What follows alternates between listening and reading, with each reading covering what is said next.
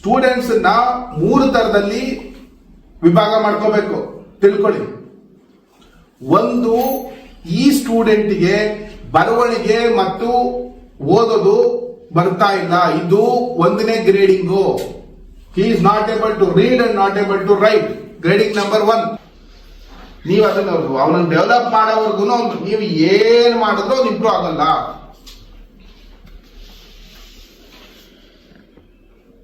ಎರಡನೇದು, ಕಾನ್ಸೆಪ್ಚುಯಲ್ ಆಗಿ ಅರ್ಥ ಮಾಡ್ಕೊತಾ ಇಲ್ಲ, ಇದು ಎರಡನೇದು. ಅಂದ್ರೆ ಅವನು ಕ್ಲಾಸಲ್ಲಿ ಆಸಕ್ತಿ ಕಳ್ಕೊಂಡಿರ್ಬೋದು,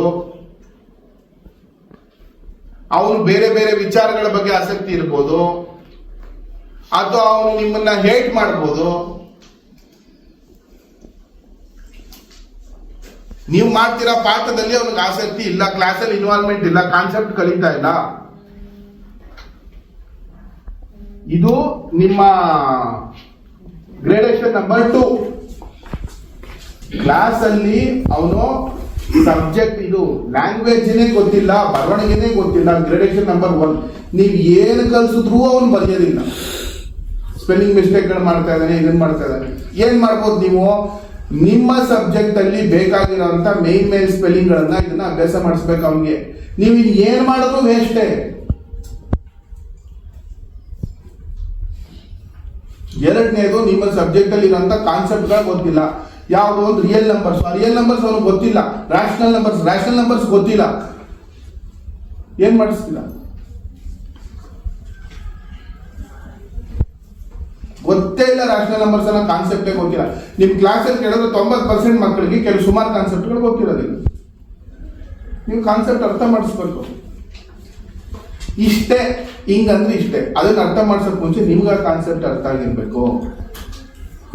ನಿಮಗೂ ಅರ್ಥ ಆಗಿಲ್ಲ ಅಂತಂದ್ರೆ ನೀವು ಅದಕ್ಕೆ ಸಂಬಂಧಪಟ್ಟಂಗೆ ಸೋರ್ಸ್ಗಳನ್ನು ಹುಡುಕೊಂಡು, ಯಾವ್ದು ಇವಾಗ ಹೇಳಿದ್ರಿ ನಮ್ಮ ಸಬ್ಜೆಕ್ಟ್ಗಳಲ್ಲಿ ಫೋರಮ್ ಇದೆ, ನಮ್ಮ ಸಬ್ಜೆಕ್ಟ್ಗಳಲ್ಲಿ ಗ್ರೂಪ್ಗಳು ಮಾಡಿದ್ದಾರೆ ಅಂತ ಅಂದ್ಬಿಟ್ಟು ಯಾವ ಮಾನ ಮರ್ಯಾದೆ ಕಲಿಯಕ್ಕೆ ಅಂತ ಮಾನ ಮರ್ಯಾದೆ ಕೇಳ್ಬೇಕು. ಅವನವ್ರು ಗೊತ್ತಿರೋ ಅವನ್ನ, ಸರ್ ಇದೊಂಚೂರು ಹೇಳ್ಕೊಡಿ ಸರ್, ಇಲ್ಲಿ ಏನು ಈ ಸಬ್ಜೆಕ್ಟ್ ಅಲ್ಲಿ ನನ್ನ ಲಾಜಿಕೆ ಅರ್ಥ ಆಯ್ತು.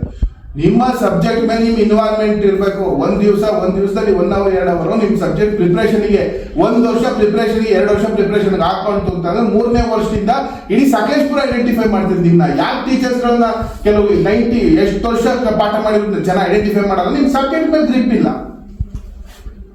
ನೀವು ಹಾಕ್ಬೇಕು, ಒಳಗಡೆಗೆ ಇಳಿಬೇಕು, ನದಿ ಒಳಗಡೆ, ಕೆರೆ ಒಳಗಡೆಗೆ.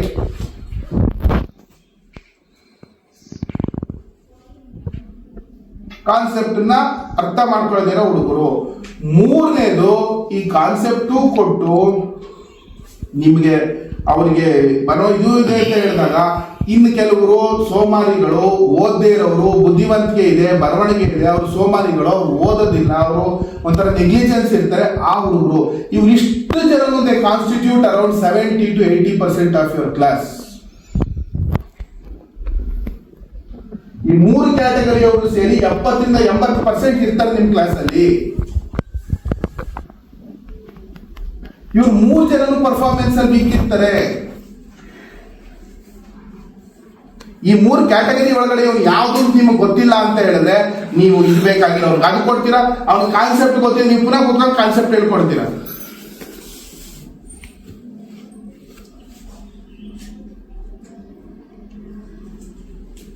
ಅವನಿಗೆ ಯಾವ್ದೋ ಗ್ಯಾರೇಜ್ ಅಲ್ಲಿ ಇರೋ ಮೆಕ್ಯಾನಿಕ್ ಇದ್ದ, ಅವ್ನ ಕಾನ್ಸೆಪ್ಟ್ ಗೊತ್ತು, ಅವನಿಗೆ ಅದನ್ನ ಹೇಳು, ಬಾಯ್ ಬಿಟ್ಟು ಹೇಳು, ಬರೀ ಅಂದ್ರೆ ಬರಲ್ಲ.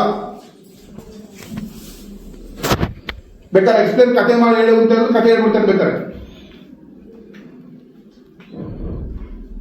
ಈ 3 ಗ್ರೇಡೇಷನ್ ಕ್ಲಾಸ್ ಅಲ್ಲಿ ಮಾಡ್ಕೋಬೇಕು. 8ನೇ ಕ್ಲಾಸಿಂದ ಯಾವನ್ ವೀಕ್ ಇರ್ತಾನೆ ಅವ್ನು ಅದನ್ನ ಟ್ರೈನ್ ಮಾಡ್ಬೇಕು. ಇನ್ನೊಂದು 20% ನಿಮ್ಮ ಹಣೆ ಬರ, ನಿಮ್ಮ ಅದೃಷ್ಟ, ನೀವು ಯಾವ ಜಾಗದಲ್ಲಿ ಏನ್ ಪುಣ್ಯ ಮಾಡಿರ್ತಾರೋ ಅದ್ರ ಮೇಲೆ 20%, 30%, 40% ಹುಡುಗರು ಬರ್ತಾರೆ.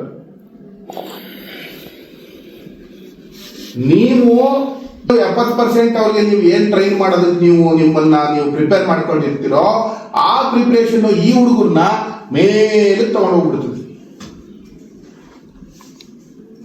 ಇವ್ರ ಕಾನ್ಸೆಪ್ಟ್ ಗೊತ್ತಿರುತ್ತೆ, ಬರವಣಿಗೆನೂ ಗೊತ್ತಿರುತ್ತೆ, ಎಕ್ಸಾಮ್ ಅಲ್ಲಿ ಬರೆಯೋಕ್ಕೂ ಗೊತ್ತಿರುತ್ತೆ, ಅವ್ರಾಗ ಅವ್ರು ಎಫರ್ಟು ಹಾಕ್ತಿರ್ತಾರೆ.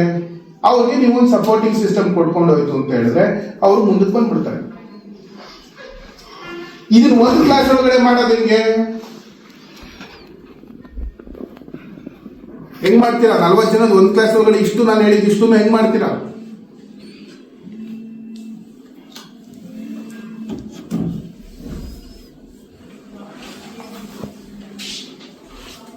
ಹೆಂಗೆ?